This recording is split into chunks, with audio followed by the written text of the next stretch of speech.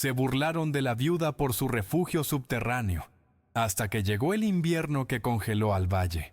Hay cosas que una madre sabe sin que nadie se las enseñe, cosas que le queman por dentro como brasas vivas, que le gritan en sueños y le tuercen las manos cuando intenta ignorarlas.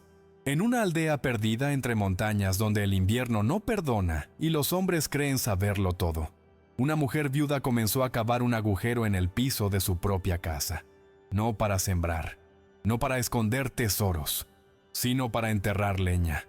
Toneladas de leña apilada bajo tierra, como si preparara una tumba para el fuego mismo. Los vecinos la miraban desde sus ventanas y movían la cabeza con lástima. Perdió la razón cuando se llevaron a su marido, decían. El frío le congeló el alma, pero ella seguía cavando, con las manos despellejadas y la espalda rota, mientras sus dos niños la observaban sin entender por qué mamá lloraba de noche y excavaba de día. Antes de seguir con esta historia, déjame pedirte algo de corazón. Yo soy solo un narrador que intenta poner comida en la mesa de mi familia, contando estas historias que necesitan ser escuchadas. Si este inicio te atrapó, si quieres saber cómo una madre fue capaz de cavar su propia salvación mientras todos la llamaban loca, ayúdame con 3 cosas muy sencillas. Primero, dale me gusta a este video. Es gratis y me ayuda muchísimo a que más personas conozcan estas historias. Segundo, suscríbete al canal. Con tu suscripción, YouTube me ayuda a seguir creando contenido y yo puedo seguir alimentando a mi familia haciendo lo que amo. Tercero, déjame un comentario diciendo de qué país o ciudad me estás viendo. Me encanta saber quién está del otro lado escuchando estas historias. ¿Eres de México, Argentina, España, Colombia? Escríbelo abajo. Tu apoyo hace la diferencia entre que yo pueda seguir contando estas historias o tenga que buscar otro trabajo. Gracias de corazón. Ahora sí, volvamos con Elena y lo que encontró enterrado en su patio. Lo que nadie sabía, lo que nadie quiso escuchar cuando ella intentó advertirles, es que ese invierno no sería como los otros, que venía algo peor que la nieve, peor que el viento, peor que la muerte lenta del hambre. Venía un monstruo blanco capaz de congelar el aliento en la garganta y convertir las casas en ataúdes de hielo. Y cuando llegara, cuando el cielo se partiera en 2 y escupiera su furia sobre el valle, solo habría un lugar donde la vida podría seguir latiendo, bajo tierra, en las profundidades oscuras que todos llamaron locura, porque a veces, la única forma de sobrevivir es hacer exactamente lo que los demás consideran una barbaridad. El Valle de San Martín había conocido inviernos duros, pero nunca uno como el que se había llevado a Tomás. Fue en febrero del año anterior, cuando el frío descendió como un puño cerrado sobre las montañas y convirtió el aire en cuchillos. Él había salido a buscar leña para la estufa. Solo eso, un viaje de 2 horas que había hecho 100 veces antes, y nunca regresó. Lo encontraron 3 días después, recostado contra un árbol con los ojos abiertos mirando la nada, congelado como una estatua de sal. Dejó a Elena con 28 años, 2 niños pequeños y una cabaña que crujía cada noche, como si también llorara su ausencia. La aldea entera asistió al funeral. Le trajeron comida durante semanas. Le dijeron que el tiempo curaría las heridas. Pero ninguno entendió que Elena no solo había perdido a su marido, había perdido la ilusión de que el mundo era predecible, de que hacer las cosas como siempre se habían hecho era suficiente para mantenerse vivo. Los meses pasaron, y el valle revivió con la primavera. Los hombres araron la tierra, las mujeres plantaron hortalizas, los niños corrieron descalzos entre los sembradíos. Había una alegría tímida en el aire, esa esperanza frágil que viene después de sobrevivir algo terrible. Las familias reparaban sus techos, reforzaban las paredes de sus casas con barro y paja, apilaban leña en los cobertizos exteriores como habían hecho sus padres y los padres de sus padres. Don Esteban, el carpintero más respetado de San Martín, construía un segundo piso en su vivienda para alejar a su familia del suelo helado. Mientras más alto, más lejos del frío que sube de la tierra, decía con esa seguridad de quien ha visto pasar 50 inviernos. Y todos asentían porque don Esteban sabía, porque así se había hecho siempre. Pero Elena no plantaba, no reparaba techos ni apilaba leña afuera. Pasaba las tardes sentada en el suelo de su cabaña, con las manos sobre las tablas de madera, como si intentara escuchar algo que venía de abajo. Sus hijos, Mateo de 6 años, y la pequeña Lucía de 4, la observaban con esos ojos enormes que tienen los niños cuando saben que algo anda mal, pero no tienen palabras para preguntarlo. Por las noches, Elena soñaba con Tomás, siempre el mismo sueño. Él caminaba hacia ella cubierto de nieve. Abría la boca para hablar, pero en lugar de palabras, salía un viento blanco y cortante que la despertaba temblando. Y entonces lo sabía. Lo sentía en los huesos como una certeza terrible. El invierno que se había llevado a Tomás había sido solo un ensayo. El verdadero monstruo todavía no llegaba. Fue un martes de mayo cuando Elena encontró el diario. Estaba cavando en el pequeño huerto detrás de su casa, intentando plantar algo aunque fuera para calmar las miradas de lástima de los vecinos, cuando la pala golpeó algo duro que no era piedra. Escarbó con las manos, sintiendo la tierra fría meterse bajo sus uñas, hasta que sacó una caja de metal oxidada del tamaño de una Biblia.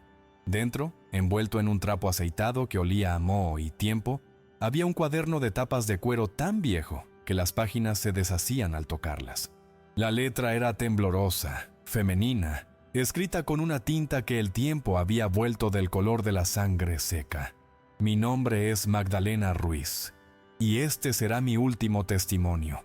Si alguien encuentra estas palabras, que sepa que intenté advertirles, que lo vi venir, que nadie me creyó.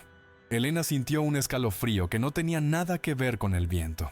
Las primeras páginas del diario hablaban de una mujer que había vivido en esa misma tierra 70 años atrás, en los tiempos de la gran helada de 1954, que los abuelos del pueblo aún mencionaban con terror. Magdalena escribía sobre el invierno que había matado a su esposo, sobre las señales que nadie más veía, los pájaros que migraban 2 meses antes de lo normal, el hielo que se formaba en los pozos incluso bajo el sol de mediodía, el silencio extraño de los animales del bosque.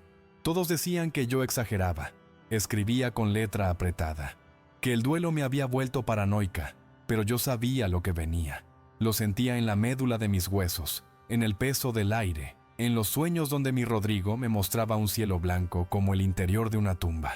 Elena leyó esas palabras y sintió que alguien desde el pasado le estaba hablando directamente a ella, validando esa angustia que le roía las entrañas desde hacía meses. Pero lo que más la impactó fueron las páginas del final, las que Magdalena había escrito con urgencia mientras el verdadero invierno se acercaba. Ella había intentado prepararse construyendo refugios, apilando provisiones, pero cometió el error que todos cometían. Guardó la leña afuera, en cobertizos y bajo lonas. Cuando llegó la tormenta, una bestia de hielo y viento que duró 19 días sin parar, la humedad congeló la madera hasta volverla inútil. El humo se volvió veneno en las casas cerradas. La gente tuvo que elegir entre asfixiarse con el humo o congelarse con el frío. La leña debe estar seca, completamente seca, en un lugar donde ni la humedad ni el humo puedan alcanzarla, escribió Magdalena en una de las últimas entradas legibles. Bajo tierra. Debe estar bajo tierra. Es la única forma. Las últimas páginas estaban en blanco, como si el frío hubiera silenciado su pluma para siempre. Esa noche, Elena no durmió. Se quedó mirando el techo de su cabaña con el diario apretado contra el pecho, escuchando la respiración suave de sus hijos en el cuarto de al lado. Afuera, el valle dormía tranquilo bajo un cielo lleno de estrellas que parecían mentiras bonitas. Ella pensó en Tomás, en Magdalena, en todas las viudas que este lugar había creado con su arrogancia y su negación. Pensó en Mateo y Lucía, en sus manitas tibias y sus risas que llenaban la casa de luz, y tomó una decisión que cambiaría todo. Al amanecer, cuando los gallos cantaron y el sol pintó las montañas de dorado, Elena agarró el pico más pesado que tenía y comenzó a romper el piso de su propia casa. Los golpes resonaban como campanas fúnebres. Los vecinos salieron a sus puertas y la miraron con horror. Pero ella no se detuvo. No podía detenerse, porque ahora sabía exactamente qué hacer. Los primeros días fueron una agonía de músculos desgarrados y manos sangrantes. Elena cavaba desde el amanecer hasta que la oscuridad la obligaba a detenerse, arrancando las tablas del piso de su sala, rompiendo la tierra compacta con cada golpe del pico. Mateo y Lucía la observaban desde la puerta, asustados por el ruido y el polvo que llenaba la casa como una niebla marrón. ¿Por qué rompes el piso, mamá?, preguntaba Mateo con esa voz pequeña que partía el corazón. Elena se limpiaba el sudor de la frente y le sonreía con labios agrietados. Estoy construyendo un lugar seguro, mi amor. Un lugar donde el frío nunca nos van a encontrar. Pero en sus ojos había algo salvaje, una determinación que asustaba incluso a sus propios hijos. Por las noches dormía 3 horas, con los músculos ardiendo y las palmas de las manos convertidas en carne viva. Soñaba con Tomás enterrado bajo toneladas de nieve, con Magdalena escribiendo sus últimas palabras mientras el hielo trepaba por las paredes. Y cada mañana se levantaba y volvía a cavar, porque detenerse significaba rendirse, y rendirse significaba condenar a sus hijos a la misma muerte blanca que se había llevado a su padre. La noticia de lo que Elena hacía se esparció por el valle como pólvora. Las mujeres murmuraban en el mercado, moviendo la cabeza con pena. La pobre perdió la cabeza completamente. Decían mientras pesaban papas y cebollas: está destruyendo su propia casa. Alguien debería hacer algo. Los hombres fueron más directos. Don Esteban apareció una tarde con 3 vecinos más, todos con los brazos cruzados y expresiones de preocupación paternalista que apenas ocultaban el desprecio. Elena, esto tiene que parar, dijo el carpintero con esa voz grave que usaba para dar órdenes. Estás poniendo en peligro la estructura de tu casa. Vas a hacer que se derrumbe sobre ti y los niños. ¿Es eso lo que quieres?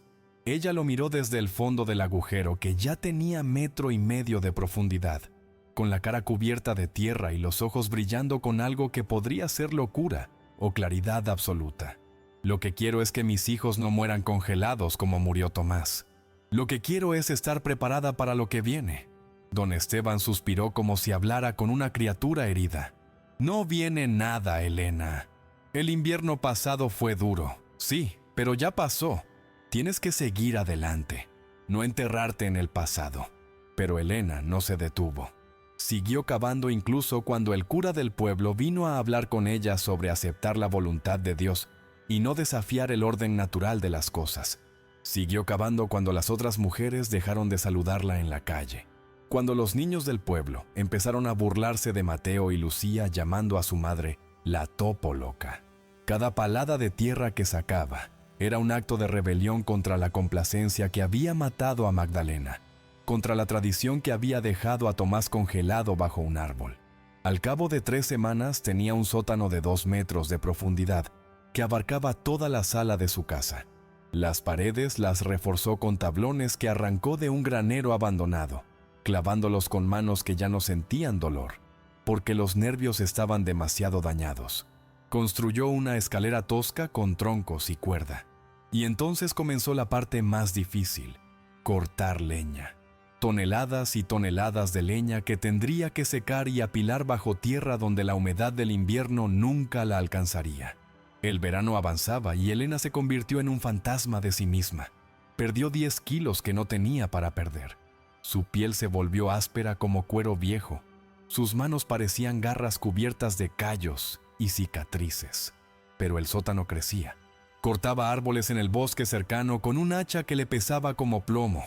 Arrastraba los troncos hasta su casa, los partía en pedazos manejables y los bajaba a las profundidades. Los apilaba con el cuidado de quien construye una catedral, dejando espacios para que el aire circulara y la madera terminara de secarse. Don Esteban pasaba por su casa y negaba con la cabeza. «Estás desperdiciando el verano, mujer. Deberías estar plantando, preparándote para la cosecha como todos». Elena lo miraba con ojos hundidos en cuencas oscuras. «Yo estoy plantando, don Esteban. Estoy plantando la posibilidad de que mis hijos vean otra primavera». Él se iba murmurando sobre la terquedad femenina y los peligros del duelo no procesado. Pero no todo era hostilidad. Había momentos pequeños de bondad que la mantenían cuerda. La vieja Carmela, que había perdido a su propio esposo décadas atrás, Le traía comida caliente algunas noches y se quedaba callada mirando el agujero en el piso. No decía que Elena estaba loca. Tampoco decía que estaba cuerda. Solo dejaba el guiso y se iba. Pero en sus ojos había algo que parecía comprensión. Y estaban los niños, Mateo y Lucía, que se adaptaron a vivir en una casa convertida en obra de construcción con esa flexibilidad extraña de la infancia. Jugaban entre las pilas de leña, bajaban al sótano con velas y pretendían que era un castillo subterráneo. «Mamá está construyendo una fortaleza», le decía Mateo a los niños que se burlaban de él. «Y cuando venga el monstruo del invierno, ustedes van a querer estar adentro». Elena escuchaba esas palabras y sentía que el corazón se le partía y se reparaba al mismo tiempo. Agosto llegó con un calor sofocante, que hacía que todos en el valle se quejaran y buscaran sombra. Pero Elena notó algo que los demás ignoraban: las bandadas de pájaros que cruzaban el cielo 2 meses antes de lo normal, volando hacia el sur como si huyeran de algo invisible. Los zorros del bosque que bajaban al pueblo en pleno día, buscando madrigueras más profundas. El agua del pozo que por las mañanas amanecía con una capa fina de hielo a pesar del calor del mediodía. Sacó el diario de Magdalena y releyó las señales que ella había documentado 70 años atrás. Eran las mismas, exactamente las mismas. Un terror frío le recorrió la columna vertebral. Le quedaba menos tiempo del que pensaba. Aceleró el ritmo de trabajo hasta límites inhumanos. Cavaba, cortaba, apilaba, reforzaba. Su cuerpo era una máquina de supervivencia funcionando con puro instinto maternal y café negro. Los vecinos dejaron de intentar razonar con ella. Ahora solo la miraban con lástima desde lejos, como se mira a un perro rabioso que es mejor evitar. Septiembre pintó las montañas de rojo y oro, pero el aire tenía un filo que no era normal para la estación. Las noches se volvieron heladas de una forma abrupta, antinatural. Los campesinos que habían plantado en primavera miraban sus cultivos con preocupación. Las heladas tempranas amenazaban con arruinar la cosecha. Don Esteban organizó una reunión en la plaza para discutir qué hacer. «Necesitamos cosechar ya, antes de que lleguen las heladas fuertes», dijo con autoridad. Y después asegurar las casas, revisar los techos, preparar las estufas. Hablaba de preparación, pero era la preparación de siempre, la rutina de cada año. Elena estaba en la parte de atrás de la multitud, flaca como un alambre, con Mateo y Lucía apretados contra sus piernas. Cuando don Esteban terminó su discurso, ella levantó la voz, una voz rasposa de tanto gritar órdenes a sus propios músculos agotados. «Este invierno va a ser diferente. Van a necesitar más leña de la que creen, mucha más, y tiene que estar seca, completamente seca, protegida de la humedad». La gente se volteó a mirarla. Algunos sonrieron con condescendencia, otros simplemente la ignoraron. Don Esteban la miró con algo que parecía lástima genuina. «Gracias por tu opinión, Elena. Todos tomaremos nuestras precauciones». Pero en sus ojos estaba claro. Las precauciones no incluían cavar agujeros en el piso como una loca. Octubre explotó con una tormenta de nieve que llegó 4 semanas antes de lo esperado. No fue devastadora. Solo 30 centímetros que se derritieron en una semana, pero fue suficiente para asustar a algunos. Las familias aceleraron sus preparativos, cortaron más leña, sellaron las ventanas con trapos y barro, pero seguían apilando la madera afuera, en cobertizos y bajo lonas como habían hecho siempre. Elena miraba desde su ventana y sentía una frustración que le quemaba la garganta. Quería gritarles, sacudirlos, mostrarles el diario de Magdalena, pero sabía que no serviría de nada. La gente no cree en fantasmas del pasado. Cree en la tradición, en lo que ha funcionado antes, en la sabiduría de los ancianos. No cree en viudas locas que destruyen sus casas y hablan de monstruos de hielo que vienen de las montañas. Así que Elena hizo lo único que podía hacer. Terminó su refugio. El sótano ahora era una cámara perfecta de 2,5 metros de profundidad, con paredes reforzadas, escalera sólida y toneladas de leña apilada meticulosamente. Había espacio para dormir, para cocinar, para vivir semanas si era necesario. En un rincón guardó sacos de granos. latas de conservas que había comprado con el último dinero que tenía, mantas gruesas. Construyó una chimenea improvisada con tubos de metal que salían hacia arriba, diseñada para dejar salir el humo sin dejar entrar el frío mortal. El cielo de noviembre era del color del plomo fundido. Las montañas habían desaparecido detrás de nubes negras que se acumulaban como ejércitos preparándose para la guerra. El aire estaba inmóvil, pesado, como si la naturaleza entera estuviera conteniendo la respiración. Elena terminó de bajar la última carga de leña al sótano y se sentó en el borde del agujero con las piernas colgando. Sus hijos estaban abajo, jugando con unas muñecas de trapo a la luz de las velas. Afuera, podía escuchar a los vecinos en sus rutinas normales. El martilleo de don Esteban reparando algo en su taller. Las voces de las mujeres llamando a sus hijos para la cena. Vida normal.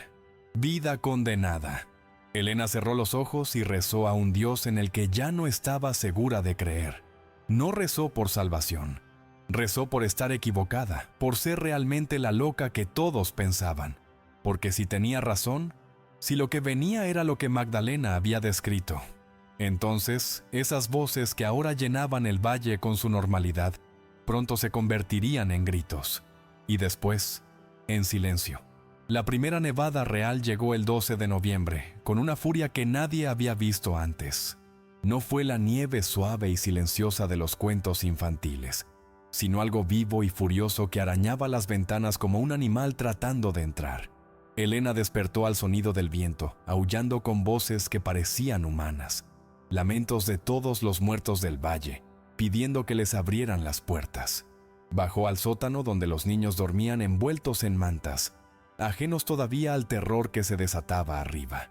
Encendió una vela y sacó de nuevo el diario de Magdalena, buscando las páginas que había leído 100 veces, pero que ahora necesitaba releer, como si fueran un manual de supervivencia.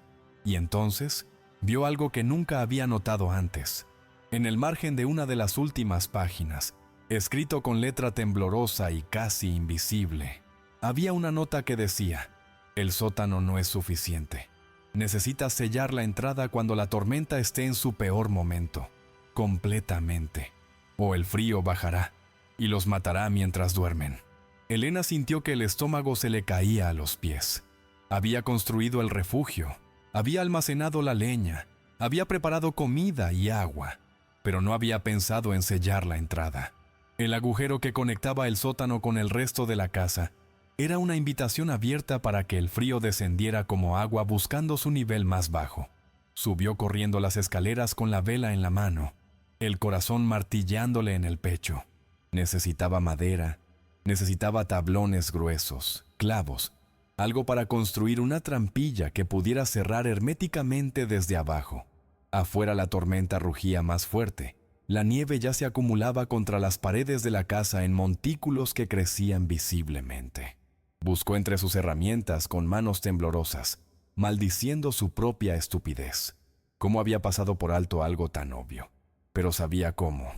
Porque estaba exhausta, porque había trabajado sola durante meses, porque nadie la había ayudado a pensar en los detalles que una mente cansada inevitablemente olvida. Trabajó durante toda la noche con una urgencia que bordeaba el pánico. Arrancó las últimas tablas buenas que quedaban en la casa, las del viejo armario de Tomás, las del marco de la puerta del dormitorio, y las llevó al agujero. Construyó una tapa improvisada con bisagras hechas de tiras de cuero y un sistema de cierre que podía asegurar desde abajo. No era perfecta, tenía grietas y espacios, pero tendría que servir. El amanecer llegó gris y terrible, iluminando un mundo que ya no parecía el mismo.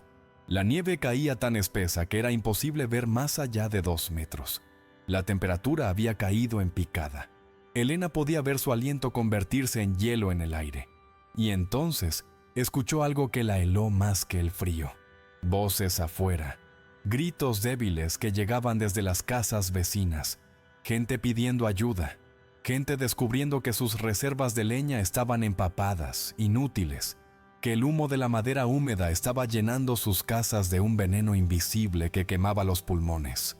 Se asomó por la ventana y lo que vio le confirmó todas sus pesadillas. Don Esteban estaba afuera de su casa, en medio de la tormenta, tratando desesperadamente de encender un fuego con madera mojada, mientras su familia tosía dentro. Otras casas tenían las puertas abiertas, la gente eligiendo entre asfixiarse con el humo o congelarse con el frío. Exactamente como había escrito Magdalena, exactamente como había advertido. Elena se apartó de la ventana con lágrimas congelándose en sus mejillas. Podía salvarlos. Podía abrir su puerta y gritar que vinieran, que había espacio en el sótano, leña seca, calor.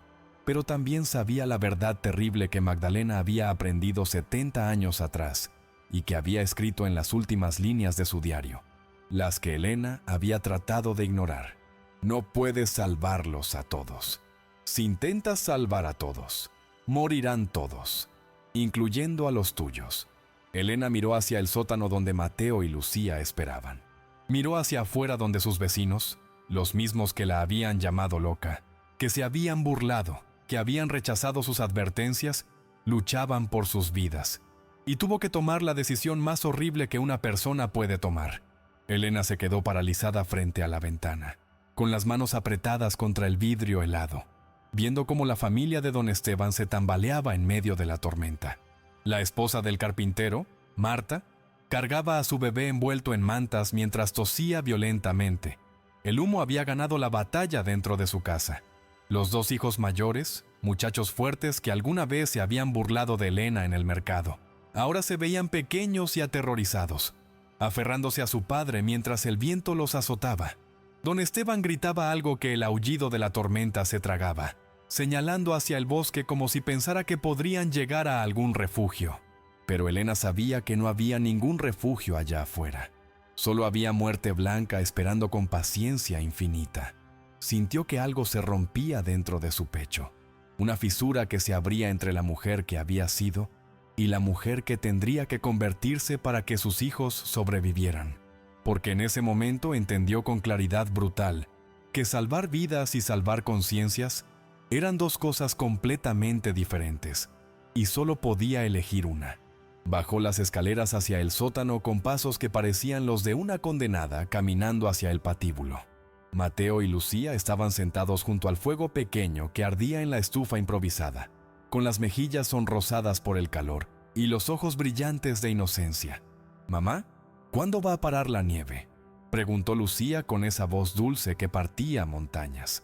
Elena se arrodilló frente a sus hijos y los abrazó con una fuerza que les sacó risitas nerviosas. Los olió, memorizó el peso de sus cuerpecitos tibios contra el suyo.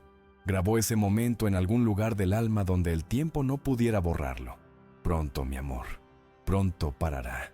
Pero mientras mentía con palabras, su mente calculaba con precisión terrible. Tenían comida para 3 semanas si racionaban cuidadosamente, leña para 1 mes, tal vez 6 semanas si quemaban poco, y dormían todos juntos para compartir calor. Agua del pozo que todavía no se había congelado completamente. 3 personas podían sobrevivir con eso. Tal vez 4 si apretaban, pero 8, 10, 15 personas apiñadas en ese espacio pequeño. Consumirían todo en días. Y entonces morirían todos, sus hijos incluidos, en la oscuridad fría de un sótano que se convertiría en tumba colectiva. Los golpes en la puerta comenzaron 20 minutos después, suaves al principio, casi tímidos, como si quien estuviera afuera todavía tuviera dignidad suficiente para pedir permiso antes de rogar por su vida. Elena subió las escaleras lentamente, cada peldaño un acto de voluntad contra el instinto de abrir, de salvar, de ser la persona buena que su madre le había enseñado a ser. Se quedó del otro lado de la puerta de madera, escuchando. «Elena, por favor». Era la voz de Marta, quebrada por el llanto y la tos. «Sé que estás ahí. Mi bebé se está congelando. Solo déjanos entrar un momento, solo para calentarnos. Por favor». Elena cerró los ojos y apretó los puños hasta que las uñas se le clavaron en las palmas. Podía imaginar a Marta del otro lado, a la criatura envuelta en trapos mojados, los labios azules, las manitas cerradas. Había visto a ese bebé nacer hace 6 meses. Había llevado sopa a Marta durante el posparto, y ahora estaba ahí, del otro lado de una puerta de madera, eligiendo entre la vida de ese niño y la de los suyos propios. «No puedo, Marta. dijo Elena con una voz que no reconocía como suya, grave y fría como el invierno mismo. No hay espacio. Lo siento. El silencio que siguió fue peor que cualquier grito. Después vino el llanto, no solo de Marta, sino de otras voces que se habían acumulado afuera. «¡Maldita egoísta!», gritó alguien. Sonaba como don Esteban, pero distorsionado por la rabia y el terror. «¡Tienes espacio ahí abajo! ¡Vi lo que construiste! ¡Puedes salvarnos!». Los golpes se volvieron más fuertes, más desesperados. Alguien pateaba la puerta tratando de derribarla. Elena retrocedió, el corazón galopando. Había reforzado esa puerta con travesaños extra precisamente para este momento, aunque no se había admitido a sí misma por qué lo hacía. Ahora lo sabía. No era para mantener afuera el frío. Era para mantener afuera a los desesperados que, con razón, la verían como su única posibilidad de supervivencia. «¡Por favor, Elena!», gritaba otra voz, más joven, tal vez la de Carmen, la chica de 19 años que trabajaba en la panadería. «Estoy sola, no ocupo mucho espacio, por favor». Elena se dejó caer contra la pared, las manos sobre los oídos, pero no podía bloquear los sonidos. Cada súplica era un clavo en el ataúd de su humanidad. Pensó en Magdalena, en la soledad terrible de haber pasado por esta misma decisión 70 años atrás. ¿Había sido así para ella también? ¿Había escuchado a sus vecinos morir del otro lado de su puerta mientras ella se aferraba a su propia supervivencia? El diario no lo decía. Magdalena había escrito sobre preparación y señales, sobre errores técnicos y soluciones prácticas, pero había omitido esta parte, la peor parte, la parte donde te conviertes en juez y verdugo de gente que conoces, que tiene nombres y rostros y niños. Elena entendió por qué Magdalena había callado esto, porque algunas cosas son tan horribles que escribirlas es darles una permanencia que el alma no puede soportar. Mejor dejar que mueran con la tormenta, enterradas bajo nieve y silencio, para que la próxima mujer que encuentre el diario no sepa con anticipación el precio exacto de sobrevivir. Los golpes eventualmente se detuvieron, no porque hubieran entendido, no porque hubieran aceptado, sino porque afuera el frío alcanzaba temperaturas que convertían la carne expuesta en piedra en minutos. Elena escuchó pasos arrastrándose, alejándose, voces cada vez más débiles, llevadas por el viento. Se arrastró de vuelta hacia el sótano. Cerró la trampilla pesada que había construido y la aseguró con el travesaño de madera. Después puso sacos de granos encima, mantas, todo lo que pudiera crear una barrera extra contra el frío que intentaría descender. Mateo la miraba con ojos grandes y asustados. «¿Mamá? ¿Quiénes eran esas personas?». Elena se sentó junto al fuego y atrajo a sus hijos hacia su regazo. «Eran los fantasmas del invierno, mi amor. Pero ya se fueron. Aquí abajo estamos seguros». Lucía se acurrucó contra su pecho y bostezó, ya olvidando. Pero Mateo no. Él era mayor, más perceptivo. En sus ojos había una pregunta que Elena sabía que algún día tendría que responder. ¿Qué clase de persona deja morir a sus vecinos para salvar a los suyos? La respuesta era simple y terrible. El tipo de persona que ama a sus hijos más que a su propia alma. La tormenta rugió afuera durante 3 días sin parar. En el sótano, el tiempo se volvió una cosa extraña, medida solo por las comidas racionadas y los turnos de sueño. Elena mantenía el fuego bajo pero constante, quemando solo lo necesario para no congelarse. Leía cuentos a los niños con voz monótona, jugaba juegos de memoria, cantaba canciones que su propia madre le había enseñado. Todo mientras en su cabeza reproducía una y otra vez los sonidos de afuera, los gritos, las súplicas, el silencio final. Al 4.º día, cuando el viento finalmente amainó lo suficiente para escuchar algo más que su propio aullido, Elena subió la escalera y movió cuidadosamente los sacos que bloqueaban la trampilla. La levantó apenas 1 centímetro, dejando entrar una bocanada de aire tan frío que le quemó los pulmones. Pudo ver a través de la rendija que la sala de su casa estaba intacta.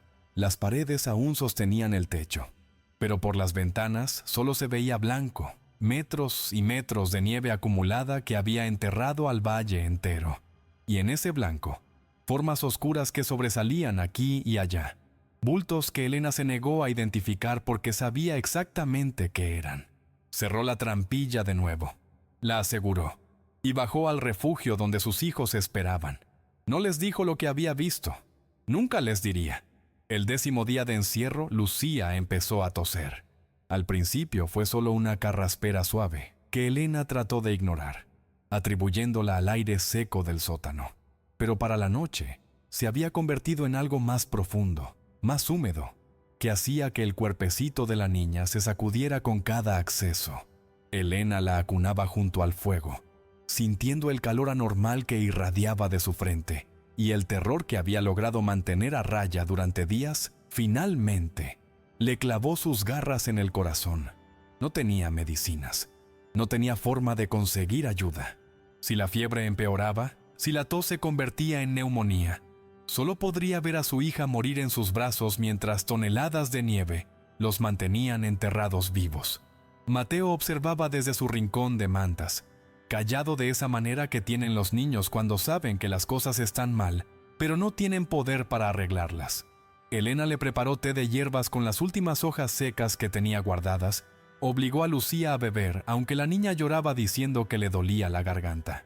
Y mientras sostenía a su hija enferma, Elena se preguntó si después de todo había tomado la decisión equivocada, si quizás hubiera sido mejor morir afuera en la nieve con los demás, todos juntos, en lugar de sobrevivir solo para ver a sus hijos enfermar de todas formas en este agujero húmedo bajo tierra. La fiebre subió durante la noche. Lucía deliraba, llamaba a su padre, hablaba con personas que no estaban ahí. Su piel ardía pero temblaba de frío al mismo tiempo. Ese síntoma terrible que Elena reconocía de cuando Tomás había enfermado años atrás, antes del invierno que se lo llevó. Cambió las compresas frías en la frente de la niña cada 20 minutos. La mantuvo hidratada con sorbos pequeños de agua. Rezó a todos los santos que conocía y a algunos que inventó en su desesperación. Mateo se había quedado dormido por puro agotamiento emocional, y Elena estaba sola con su hija moribunda y sus pensamientos que se volvían cada vez más oscuros. Afuera, la tormenta había vuelto con renovada furia. Podía escucharla incluso a través de las capas de tierra y madera. Un rugido constante que sonaba como todos los demonios del infierno peleando por entrar. La leña se estaba acabando más rápido de lo calculado. Habían tenido que quemar más para mantener caliente a Lucía. Elena hizo cuentas mentales y llegó a una conclusión que le heló la sangre. Si la tormenta duraba más de una semana adicional, tendrían que elegir entre congelarse o quemar los muebles, las escaleras, eventualmente las vigas que sostenían el techo del sótano. El amanecer del día 11 llegó sin que Lucía mejorara. De hecho, empeoró. La tos ahora traía flemas con rastros de sangre, y la niña apenas tenía fuerzas para abrir los ojos. Elena la sostenía contra su pecho, meciéndola, cantándole nanas con voz quebrada, mientras algo dentro de ella se preparaba para lo peor. Había visto morir gente antes. Este valle había enseñado a todos cómo se veía la muerte, y reconocía las señales: la palidez cerosa de la piel, la respiración superficial y rápida, el cuerpo rindiéndose poquito a poco. «No», susurró Elena contra el pelo sudado de su hija. «No te vas a ir. No te lo voy a permitir».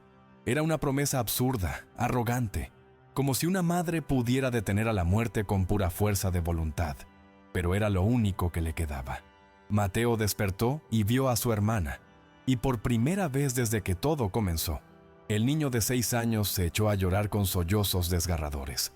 «¿Lucía se va a morir como papá?», preguntó con una voz tan pequeña que casi no se escuchaba. Elena no pudo responder. Solo lo abrazó con un brazo mientras sostenía a Lucía con el otro, y dejó que sus propias lágrimas cayeran en silencio. Fue en ese momento de absoluta desesperación cuando Elena escuchó algo. Un sonido que no era el viento, que no era el crujido de la madera ni el crepitar del fuego. Era un golpe, metálico, rítmico. Venía de arriba, de algún lugar más allá de la trampilla sellada. Elena se quedó inmóvil, el corazón deteniéndose por un segundo. ¿Alucinación? ¿Desesperación volviéndose locura? Pero no, ahí estaba de nuevo. 3 golpes. Pausa. 3 golpes más. Alguien estaba ahí arriba, alguien vivo. Dejó a Lucía envuelta en las mantas más tibias y subió la escalera con piernas temblorosas. Movió los sacos que bloqueaban la trampilla. Quitó el travesaño con manos que apenas le respondían. La abrió apenas una rendija, esperando ver el blanco cegador de la nieve. Pero en cambio, vio luz, luz de antorcha y una cara humana cubierta de escarcha pero viva, con ojos que la miraban con una mezcla de alivio y urgencia. Era Ramón, el hijo mayor de la vieja Carmela, un hombre de 40 años que Elena apenas conocía porque pasaba la mayor parte del tiempo en el pueblo vecino. «Déjame entrar», dijo Ramón con voz áspera, ya trepando por el agujero, antes de que Elena pudiera reaccionar.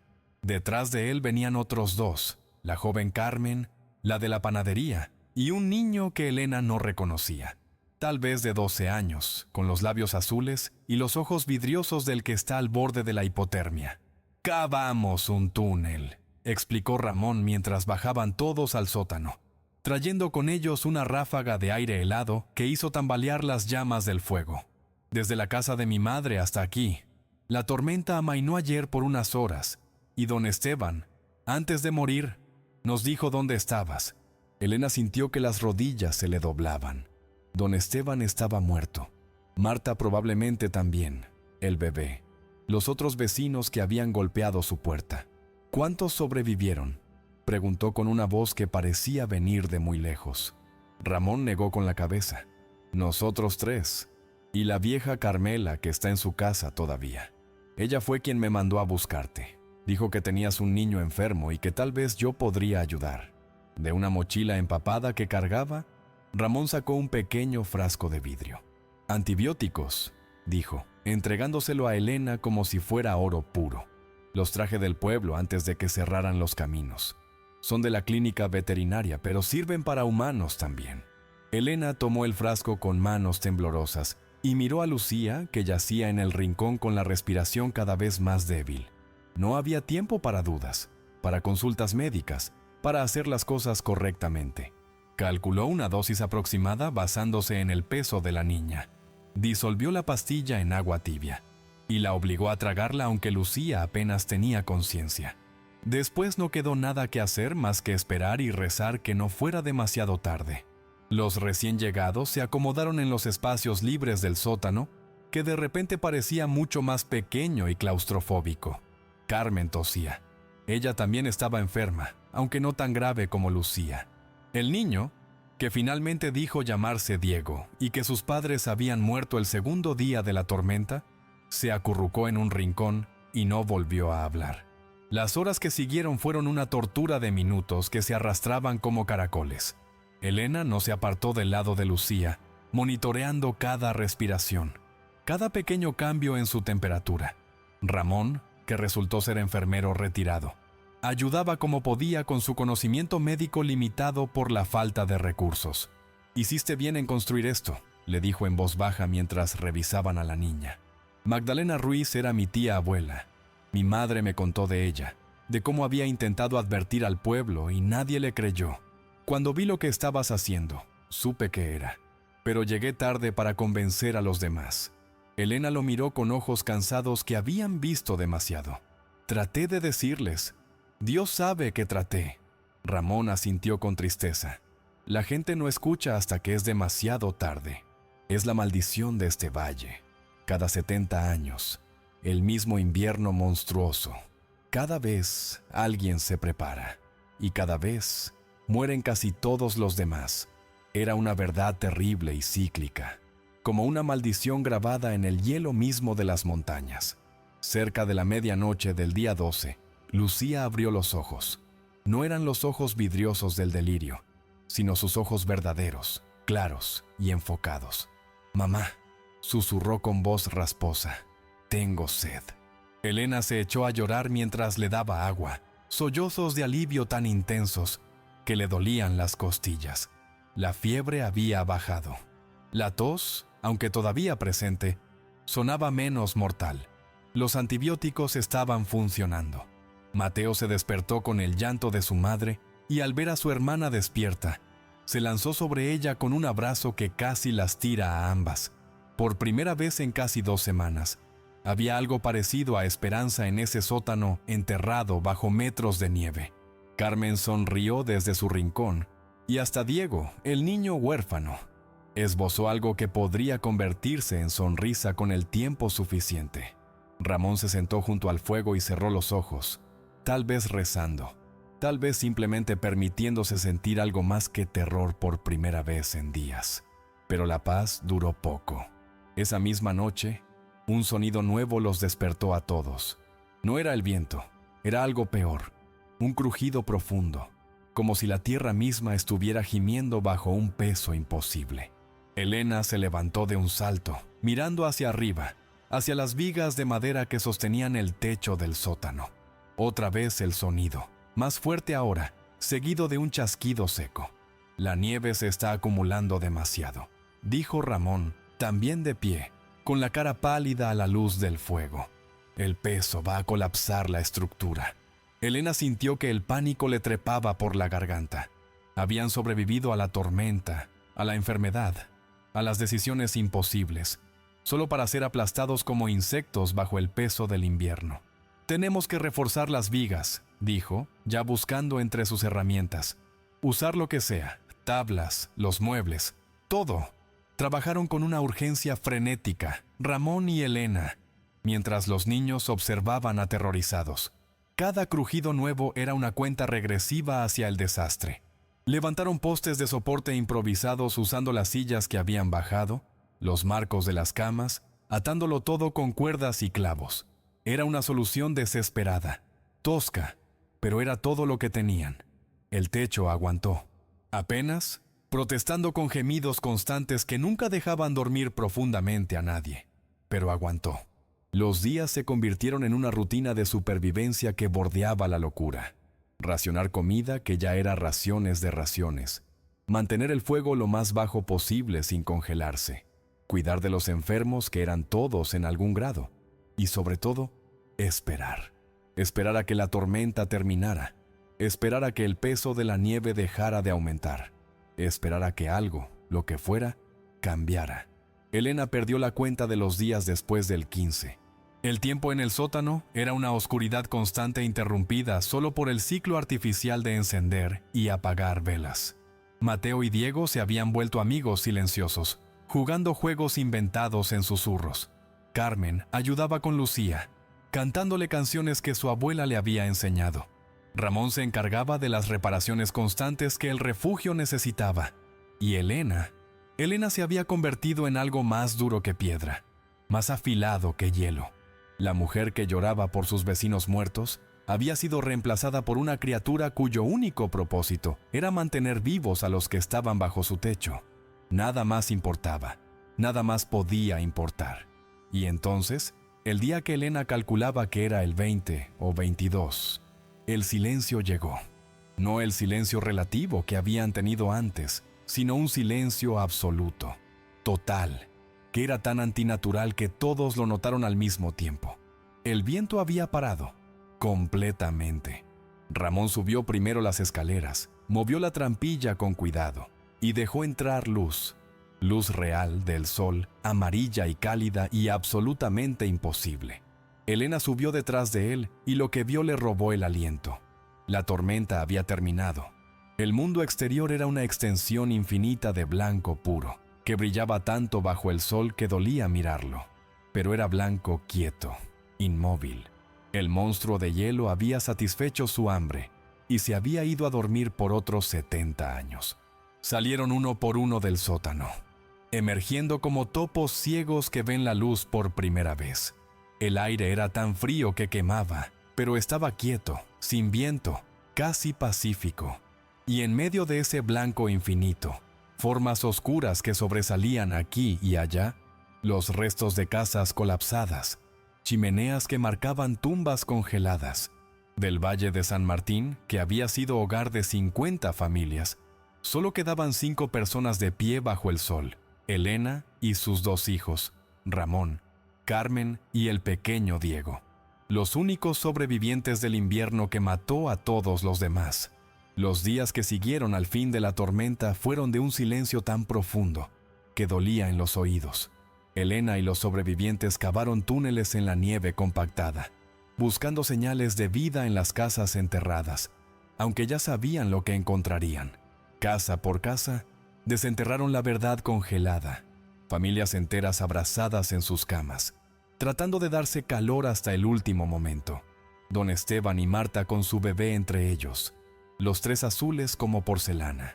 La vieja Carmela había muerto sentada en su mecedora, con una manta sobre las piernas y una expresión casi pacífica, como si simplemente se hubiera quedado dormida.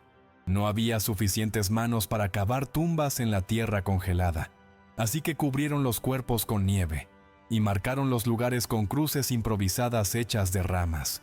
Elena lloró por cada uno, incluso por aquellos que la habían llamado loca, especialmente por ellos, porque su muerte era la prueba terrible de que ella había tenido razón.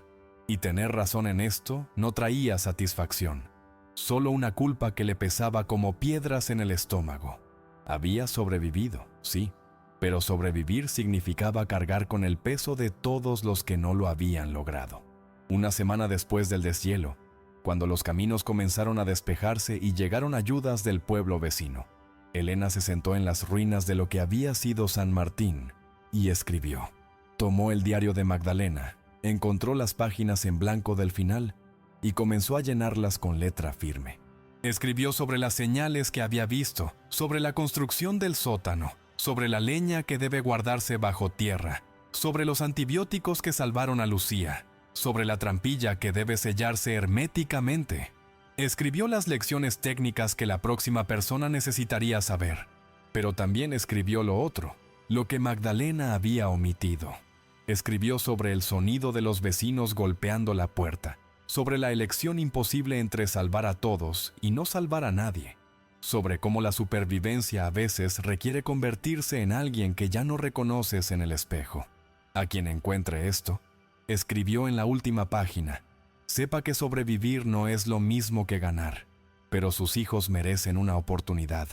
Haga lo que sea necesario y después viva con ello. Enterró el diario en el mismo lugar donde lo había encontrado, para que en 70 años, cuando el monstruo regresara, otra mujer pudiera desenterrar estas palabras y saber que no estaba sola en su locura. El gobierno declaró a San Martín zona de desastre y ofreció reubicar a los sobrevivientes. Carmen aceptó, tomó a Diego bajo su ala como hijo adoptivo y se fueron a vivir con familia en la ciudad. Ramón decidió quedarse para ayudar a reconstruir, porque alguien tenía que quedarse para contar la historia, para asegurarse de que los muertos no fueran olvidados. Pero Elena miró las ruinas de su cabaña, el agujero en el suelo que había salvado a su familia, las montañas que enmarcaban este valle maldito, y tomó una decisión. Se quedaría, reconstruiría, no la misma casa sino algo nuevo, algo más fuerte, con un sótano permanente cavado profundo en la tierra. Porque Mateo y Lucía necesitaban saber que no se huye del miedo, se aprende a vivir con él. Y cuando fueran mayores, cuando tuvieran sus propios hijos, ella les enseñaría lo que había aprendido. Les enseñaría a leer las señales, a prepararse cuando otros se burlen, a hacer las elecciones difíciles que la supervivencia exige. Les enseñaría que amar a tu familia a veces significa cargar con culpas que nunca desaparecen. Les enseñaría que ser fuerte no es no tener miedo, sino seguir cavando cuando todo el mundo te dice que estás loca. Y sobre todo, les enseñaría que la verdadera fortaleza no viene de construir hacia arriba, hacia el cielo y sus promesas vacías, sino de entender que a veces, la única forma de proteger la luz es esconderla en las profundidades, donde la oscuridad del invierno no pueda alcanzarla. Años después, cuando los árboles volvieron a crecer en el Valle de San Martín y nuevas familias llegaron a construir sobre las cenizas de los muertos, Elena se convirtió en una leyenda. Los niños la llamaban la mujer del sótano, y los adultos venían de pueblos lejanos para ver el refugio subterráneo que había desafiado al invierno más cruel en memoria viva. Algunos la admiraban, otros la temían, viendo en sus ojos algo que se había roto y recompuesto de manera diferente, más dura, más afilada. Pero todos escuchaban cuando ella hablaba de preparación, de leer las señales que la naturaleza susurraba, de no confiar en la tradición cuando el instinto gritaba advertencias. Construyó una escuela pequeña donde enseñaba a los jóvenes del valle no solo a leer y escribir, sino a observar el comportamiento de los animales, a medir el grosor del hielo en los pozos, a entender que el conocimiento es la única herencia que el frío no puede robar. Y cada 70 años, decía mientras sus estudiantes la miraban con ojos grandes, el monstruo regresaría. No era superstición, era un patrón grabado en el hielo de las montañas, en los anillos de los árboles más viejos, en los diarios enterrados de mujeres que habían aprendido demasiado tarde. Pero ahora, gracias a lo que ella y Magdalena habían escrito, gracias a la sangre que habían pagado por ese conocimiento, la próxima generación tendría una oportunidad. En las noches tranquilas, cuando Mateo y Lucía dormían en sus camas tibias y el mundo exterior era solo el sonido del viento suave entre los pinos, Elena bajaba al sótano que nunca había tapado, que mantenía siempre listo con leña seca y provisiones frescas. Se sentaba en la oscuridad que olía a tierra y supervivencia, y pensaba en todos los fantasmas que ahora vivían en su corazón. Tomás con sus ojos congelados, don Esteban muriendo en la nieve después de haberla llamado loca, Marta y su bebé que nunca creció, Magdalena escribiendo advertencias que nadie leería a tiempo. Pensaba en la puerta que no abrió, en las súplicas que ignoró, en la línea invisible que había cruzado entre ser humana y ser madre, y entendía, con una claridad que dolía más que cualquier frío, que no existe preparación para el precio real de sobrevivir. Puedes almacenar comida y leña, puedes cavar refugios en las profundidades, puedes aprender de los errores del pasado, pero no hay forma de preparar tu alma para el peso de las decisiones que la supervivencia exige. Solo puedes esperar que, cuando llegue el momento, cuando el monstruo golpee tu puerta y te obligue a elegir entre tu humanidad y la vida de tus hijos, tengas la fuerza para convertirte en el tipo de persona que hace lo necesario. Y después, tengas el coraje para seguir viviendo con esa persona en la que te convertiste, mirándola cada mañana en el espejo, sabiendo que fue el único camino posible. Porque al final, la verdadera lección del invierno no es cómo sobrevivirlo, sino cómo vivir con uno mismo después de haberlo hecho.